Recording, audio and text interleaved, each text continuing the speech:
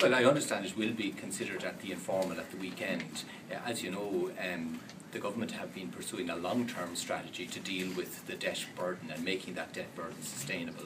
We secured the better interest deal, which was worth 10 billion. We secured the extension on the promissory notes, which meant 20 billion we didn't need to go to the market to raise. And this clearly, the extension of maturities, would be another element in securing long-term sustainability of our debt position. So this is part of an ongoing process that the government has been committed to, and that has already shown significant success. Would it have any benefit for the ordinary man in the street, if you will, in terms of tougher budgets, less tough budgets? Well, of course it will have benefits. If Ireland can secure longer maturities, it just means that you don't have to be going back to the markets, you don't create, you don't have these funding cliffs, as they say, which are a problem obviously in funding your debt. So it gives stability, confidence, and that's obviously of real practical value to both workers, to business, to the community at large. It's another step on a long road, and we have not yet completed it, but it's a step in the right direction. It has the possibility, if it comes through, and we can't anticipate that,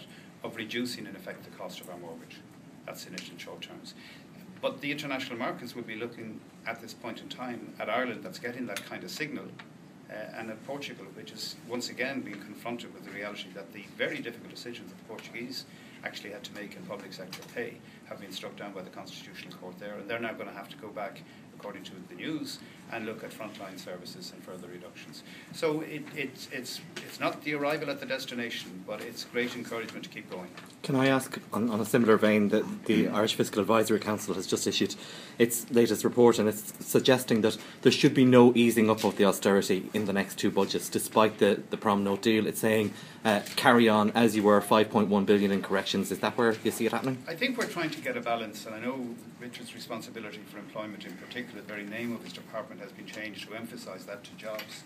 There has to be a balance between growth and budgetary corrections, and all of the time when we heard Cathal McQuillan this morning talking about how forecasters got it wrong in the past, we have to get a balance between getting our control of our household budget, so to speak, which we would have had to do anyway over time, and balancing that with economic growth. Now, of all of the economies in the European Union, we are the most exposed and dependent on international markets.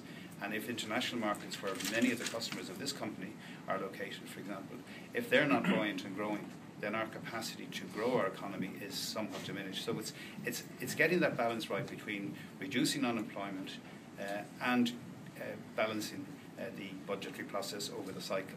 And that's under constant review by Michael Noonan and Brendan Howlin. It sounds like you would be in favour of some easing of the austerity, though. No, look, you can't invent money.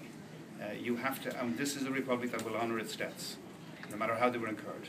We will honour our debts, but we need time to do so, and we need to get our people back to work. And it's trying to get those things balanced together is how we move forward.